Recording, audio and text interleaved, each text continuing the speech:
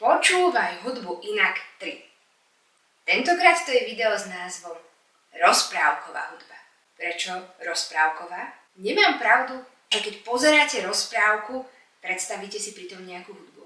Alebo keď pozeráte rozprávku, v pozadí nejaká hudba ide. To znamená, že mnohí autori hneď ako hudbu tvoria, vidia v jej pozadí nejaký príbeh. No a ono sa to dá spraviť aj naopak. Pustíte si hudbu a počúvate, aký príbeh vám tá hudba rozpráva.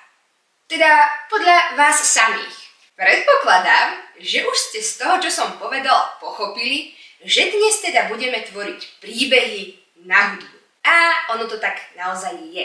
Budeme tvoriť príbehy podľa toho, čo budeme počuť.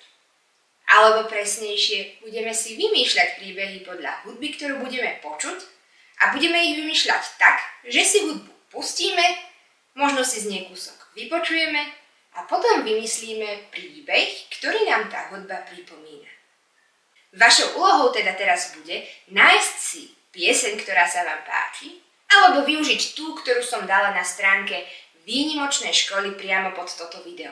Skladba, ktorú som si vybrala ja, sa volá, alebo viete čo, názov vám hovoriť nejde. Dokonca bude dobré, ak si ani vy nebudete všímať názvy skladieb, ktoré budete počúvať.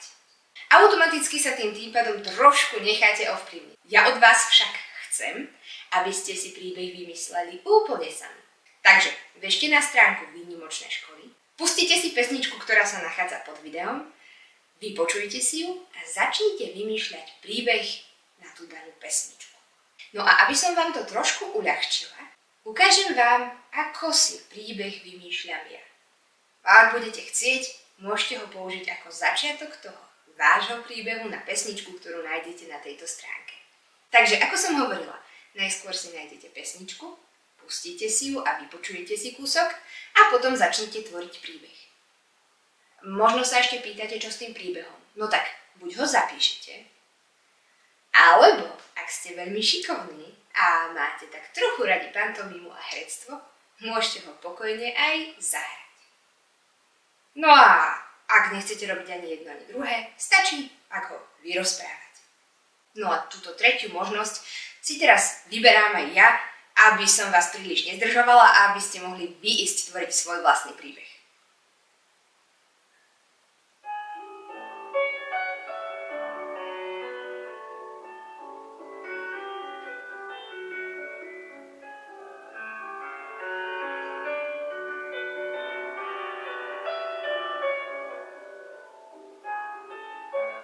Dobre, takže ja som si kúsok vypočula a teraz vám idem porozprávať príbeh, ktorý mi napadol.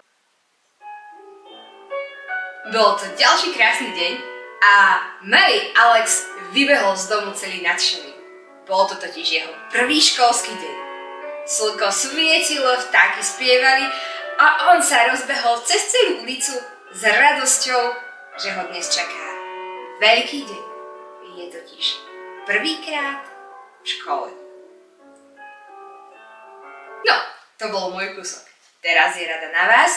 Choďte teda na stránku Výnimočnej školy, nájdete si túto pesničku a dokončite príbeh. Alebo si vymyslíte úplne iný, prípadne si nájdete akúkoľvek inú pieseň a vymyslíte si svoj príbeh. Keď budete mať príbeh hotový a je úplne na vás, či ho napíšete, zahráte alebo porozprávate, budem rada, ak mi ho aspoň kúsok nahráte a pošlete buď mailom, alebo zozdieľate na sieťach.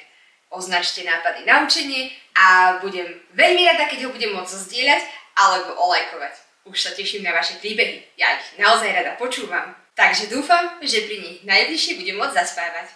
Ahojte!